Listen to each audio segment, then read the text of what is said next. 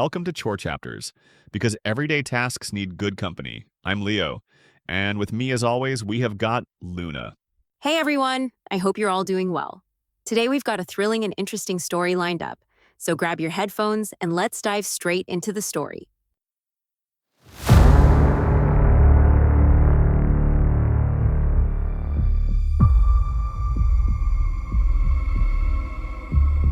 Okay, let's unpack this one. It's really unsettling when you think about it. Imagine, building this whole new life. You've moved sunny Florida, building a dream home with your partner, stable job, even if it's high stress. That was Gene Thurnau. Galen Eugene Thurnau II, Air Force vet, air traffic controller. People said he was friendly, outgoing, big on family first. He was really starting over in Florida with his partner, JJ Formoso. Looked like, well, the perfect picture. Yeah, picture stability, right. And then that picture just gets completely shattered. And not by like some random event, but from someone inside their world, a colleague. That's what makes this so deeply disturbing. How a workplace connection, something usually pretty normal, could just twist into this. Right. The danger came from right there alongside him, Robert Peterson, or Bob Peterson, another colleague. So for this deep dive, we've looked at a whole range of stuff, official records, obituaries, find a grave, but also news reports that laid out what happened step by step, and analyses looking at the psychology behind it, the system issues maybe, even like online discussions from true crime forums talking about the case. And our mission today is really to piece it all together, not just the what happened, but trying to understand the how it could happen, and maybe even touch on the why.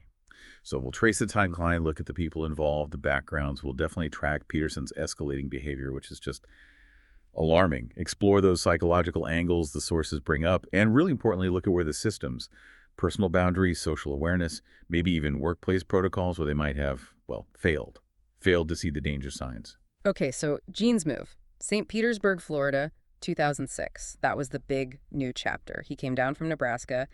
Sources say it was about being closer to family, but also explicitly to kind of start over after a divorce. That fresh start idea is so important, isn't it? It sets the scene. And he wasn't doing it alone. He was with Juanita Formoso, JJ, also an air traffic controller. They were partners building this dream home together. It really establishes that positive foundation before everything went so horribly wrong. But then you have Robert Dean Peterson stepping into that picture, another air traffic controller, worked with both Gene and JJ. Yeah, his background seems, on the surface, pretty mundane. Born in Iowa Community College, he moved to Florida too, a bit earlier, 2003, also from Nebraska, Columbus, Nebraska. His obituary mentions things like stamp collecting, travel, collecting collectibles. Seems almost quaint. Exactly. It's such a stark contrast to what happened later. Really unsettling when you put those two images side by side. Okay, but here's where it gets darker than just new colleague. Peterson knew Gene from before, from a previous job. Right. This wasn't just some guy Gene met in Florida. They had a history back in Nebraska. And it wasn't just history. The sources are pretty clear. Peterson apparently followed Gene. He moved from Nebraska to Florida after Gene did, specifically. He didn't just happen to land in Florida. He relocated because Gene relocated and got a job in the same field, same area. It goes even further. Some analyses point out Peterson reportedly bought a house in Florida because Gene was there. And get this, he apparently even put a bid on the house Gene used to live in back in Nebraska. Wow. That's not coincidence, is it? That's the pattern, a deliberate pattern of pursuit, intense focus on Gene. And then there's that incident, the photo albums mentioned everywhere, and it's just bizarre. He gave Gene and JJ a photo album he'd made himself of their new house while it was still being built. Just pause on that for a second. Your colleague is watching your house go up, taking pictures, compiling them, and then hands you this record of his surveillance. That's such a massive violation, a huge crossing of personal boundaries. Yeah, way beyond just being nosy. It's like active monitoring. And accounts from those true crime shows, they mentioned Peterson brought unwanted tension and horror, that he'd just invite himself over. Yeah. It really suggests Gene and JJ were uncomfortable. They probably felt creeped out, intruded upon. And all that unease, that escalating behavior, it all comes to a head on November 1st, 2006. Peterson shows up at their new place in Land O'Lakes. Yeah. Supposedly he's bringing a housewarming gift, which, sources think was probably that photo album. JJ leaves. She had errands to run, so it's just Gene and Peterson there, alone. And this is where, based on what investigators figured out later, the confrontation happened. Reports say Peterson propositioned Gene for oral sex. And then chillingly threatened not to leave until Jean agreed. Just horrific. And Gene, faced with that, he refused, objected, drew a line. And that rejection, that boundary, that's when Peterson reportedly just snapped. So when JG gets back later, the scene she finds is just awful. Blood trail, Jean's bloody clothes just in a pile. Oh. Bullet on the ground. In an envelope addressed to Jean inside this letter from Peterson. Yeah. And the contents just laid bare his obsession, unrequited love, really explicit sexual desires for Jean, demands for erotic exploration. That letter is so crucial. It's like a window straight into his mind right before, or maybe even during, the attack, the depth of the obsession. So she sees all this. Jean's missing. Peterson's missing. She immediately calls the authorities, reports Jean missing. They searched for 2 days, and then November 3rd, 2006, they found them at Peterson's rented house, Safety Harbor, Florida. And it was the worst possible outcome. Jean's body was there. Yeah. Autopsy showed he died from a .22 caliber bullet wound. And the reports mention this horrific detail. His genitals had been cut off. Yeah. Mutilated. Just brutal. Speaks volumes about the rage, the nature of the attack. And Peterson. Yeah. He was found deceased right there, too. Same room. Same cause of death, essentially.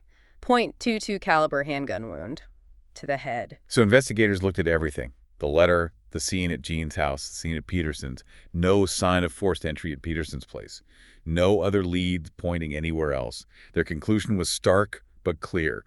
Robert Peterson murdered Jean Thurnau and then died by suicide using the same weapon. A murder-suicide, case closed. Which, closes what happened, but it forces you to ask how. How did it get to this point? Could anyone have seen it coming? Could it have been stopped? And this is where we shift into the analysis, right? Looking at Peterson's psychology, the environment, potential system failures. Exactly, because when you lay out Peterson's actions following Jean, the house situation, the album, the final visit, it fits this pattern the sources really focus on. Stalking. Stalking isn't just one thing, it's a pattern. Unwanted attention, conduct that makes a reasonable person feel fear, distress. And Peterson's actions tick all those boxes, don't they? The pursuit across states, the unwanted closeness, buying the house nearby, bidding on the old one. The monitoring that photo album is pure surveillance. Then the unwanted contact, the letter, the visit. And finally, the intimidation with the proposition and the threat. It's textbook escalation. It really is. And that escalation is the danger zone in stalking cases, especially when the stalker's desires get rejected.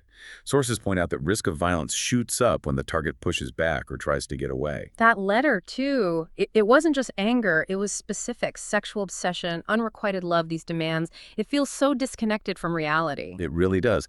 And that disconnect is where some analyses bring in the idea of potential erotomania, to Clermont-Beau's syndrome. It's this delusion where someone becomes utterly convinced that another person, often someone they barely know or someone of higher status, is secretly in love with them. So even if Jean showed zero interest, Peterson might have twisted things in his head to fit that delusion. Believed Jean secretly wanted him. That's the core of the delusion, yeah. Any interaction, even rejection, can be misinterpreted as like a test or a secret sign. So when Jean actually rejected him unequivocally, it could have shattered that entire delusional framework. And when that happens, combined maybe with underlying issues like attachment problems or fear of abandonment, the reaction can be incredibly violent. That letter sounds like the horrifying product of that delusion crashing into reality. Okay, now let's add the workplace layer. Air traffic control, high stress, all three work together. Right. The job itself isn't the cause, obviously, but the workplace was the context. It gave Peterson proximity. It gave him a reason, a cover to be in their lives, maybe gather information, all while seeming like just another colleague. And you have to wonder about the workplace culture. ATC towers can be tight-knit places, right? Shared pressure. But did that closeness maybe make people hesitant to speak up about weird interpersonal stuff? Did people maybe write it off, oh, that's just Bob being awkward, or it's personal, not our business? That's a huge question the sources raise. Systemic lapses. Did people know about Peterson's behavior? I mean, some of it was pretty overt, following someone state to state. The photo album. Someone must have noticed something. So if they did know, why no action? Well, maybe misinterpretation, like you said, eccentricity, not danger, maybe reluctance to get involved in drama, maybe there weren't clear ways to report this kind of interpersonal stalking threat as opposed to, say, an operational safety concern. Fear of making things worse, fear of reprisal, or just the bystander effect. Everyone assumes someone else is dealing with it. Looking back at FAA policies around that time, 2006, there were things like standards of conduct, employee assistance programs, threat assessment ideas were around. Guidance even then often said don't ignore concerning remarks. But maybe the specific nature of this persistent boundary-crossing stalking by a colleague, mostly happening outside work but stemming from work, maybe that fell into a gray area. Maybe the systems weren't geared to catch that specific type of escalating threat effectively.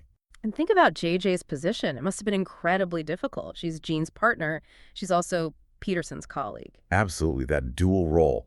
Seeing disturbing things, perhaps, maybe feeling uneasy herself, but having to maintain a professional relationship.